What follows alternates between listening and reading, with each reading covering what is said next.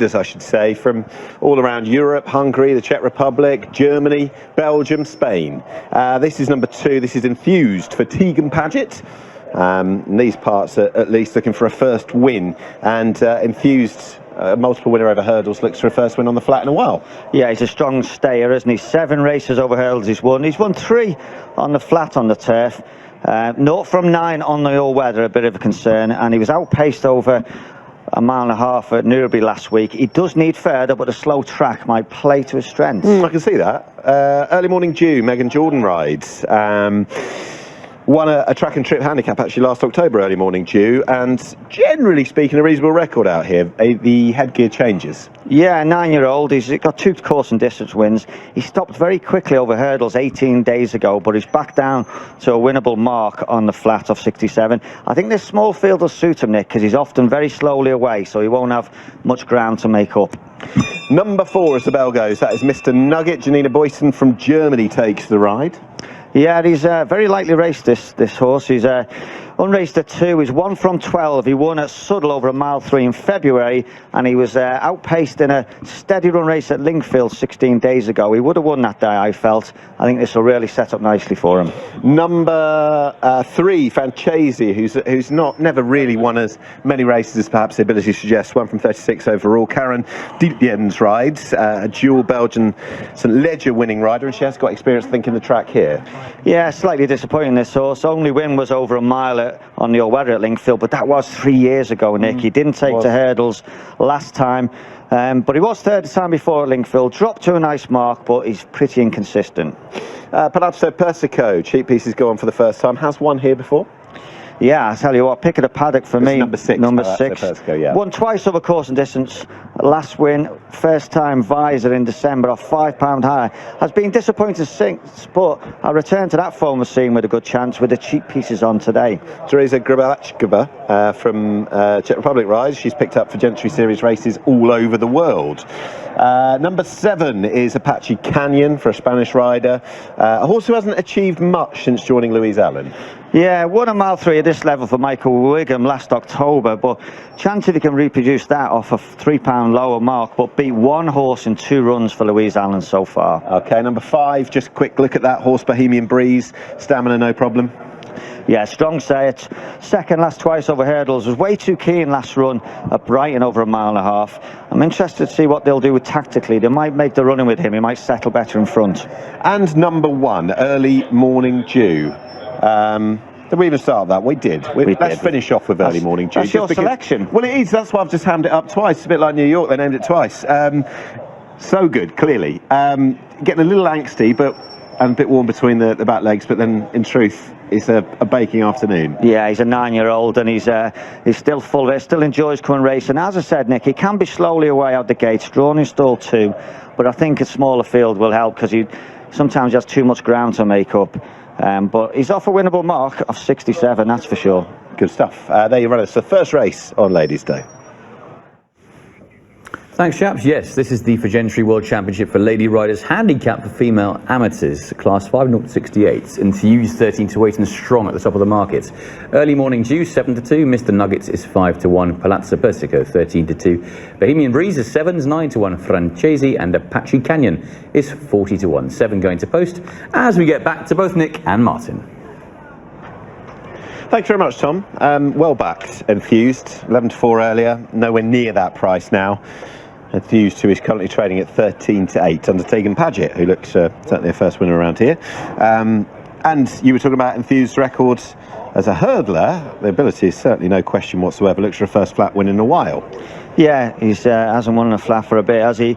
I just think he's a mile 2 is probably too short for him, but with the conditions today, riding slow, I think it could play to his strengths. And it all depends on what speed they go, Nick, and what makes the running. There's not a whole lot of speed or natural front runners. I wonder whether Bohemian Breeze will go out and bowl along, because he was very keen last time he ran on the flat, and that was over a mile and a half. Cheap pieces on. I wonder whether they'll let him bowl along. These are riders who have been, some of them, engaged in recent times in Rome. There was a for Gentry Series race at Chantilly as part of Prix de Diane Day. As I know it, there are only 2 races of this series in the UK, both here at Chelmsford. This one and one for the gentlemen amateurs in August. It's a very good afternoon to Alex Fussy.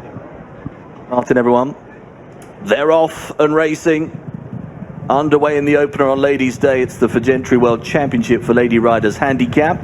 Mile and a quarter in front of the field. There is no early pace. Dawdling through the first furlong here. Enthused is right up there in company with Apache Canyon. Palazzo Persico is very keen on the outer of the group, the left-hand side, as they progress up past the bustling stand with a full circuit to cover.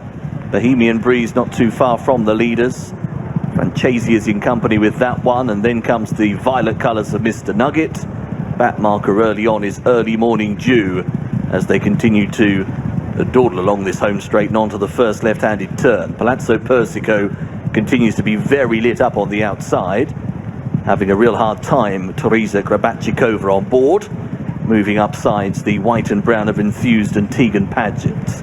So it will be Palazzo Persico now who goes on to take the lead and starts to stride away down the back straights. Over Enthused, Apache Canyon in the maroon, running in third position. Up against the running rail, Bohemian Breeze is next in the field, is in company with Franchesi, black and yellow. They're followed by Mr. Nugget in the violet for Janine Boyson, and the back marker still Early Morning Dew, Megan Jordan. Palazzo Persico then really being allowed to stride on even further out of the far turn. Heading inside the final 3.5 furlongs. Palazzo Persico with Enthused sticking with, and there's a gap then of 5 lengths to any other rival. Bohemian Breeze is just going to corner in third on the inner of Apache Canyon. Mr. Nugget, Franchesi and Early Morning Dew coming towards the top of the straight. Now Enthused has zoomed on past, comes up sides Palazzo Persico and hits the lead on the home turn. Enthused in front by a length or so. Palazzo Persico is in second. Bohemian Breeze on the right to the rail is trying to run on. Mr. Nugget tries to finish off as well. Early Morning Dew, too much ground to cover. Enthused, who sat behind the pace, is now 2.5 clear, maybe a bit more. Enthused for an 11th career success in the hands of Tegan Paget. Palazzo Persico in second, Bohemian Breeze in third, and fourth to Mr. Nugget. Well, the market got that absolutely spot on, and the James Owen trained Enthused, well backed to win this Fagentry Series World Championship race, has done so in the hands of Tegan Paget, and won by more than a good bit to spare, really, winning chiefly at the expense of Palazzo Persico. Looked to put the pace into what was an absolute dawdle. It was a sitting duck on the home bend, and in the hands of Tegan Paget, Enthused has won a first success on the flat for quite some years. Yeah, the money was right, wasn't it? He was outpaced at Newbury when he last ran, and this was a drop in grade for him, and always well placed. It was a funny race to watch, wasn't it? He went so slow, and then on the back straight, Palazzo Persico just took over, didn't he? Pulled his rider to the front, and that injected some pace into the race, and Entrusted went with him, and that was a telling move, really, because his stamina really come to the fore up the straight and galloped out strongly.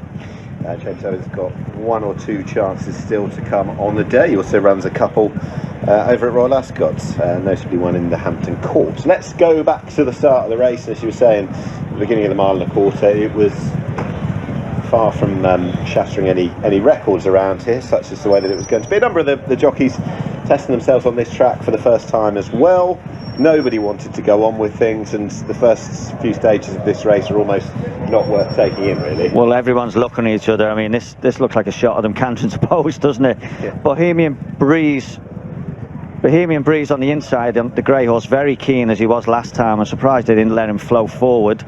But the winner, always well placed, and just look at Palazzo Persico. He just takes charge and pulls his way to the front, and that does the eventual winner. That does him a massive favour, because he wouldn't have wanted a complete dawdle the whole way round.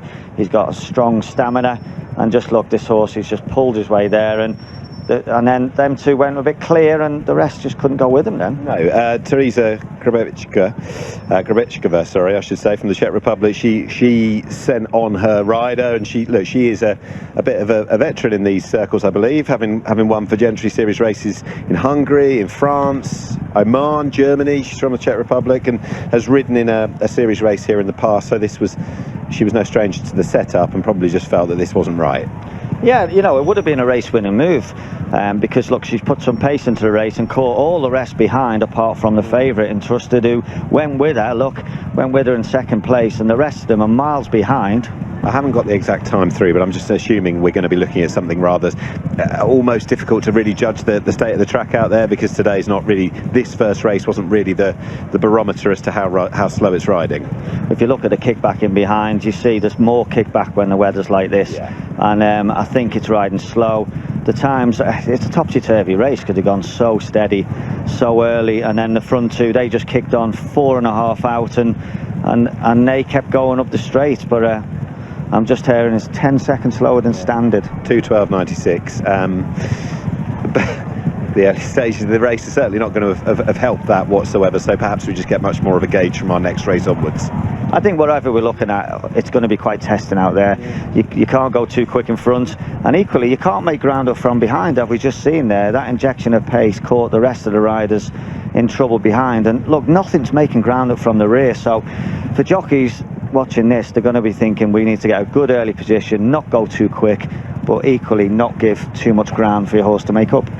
No, fair play as well for all of these riders, because I'm not sure about the back. I certainly know it's international, European anyway. The background of what they do, what the day job is. Of course, Tegan Paget, I think she's part of James Owen's setup.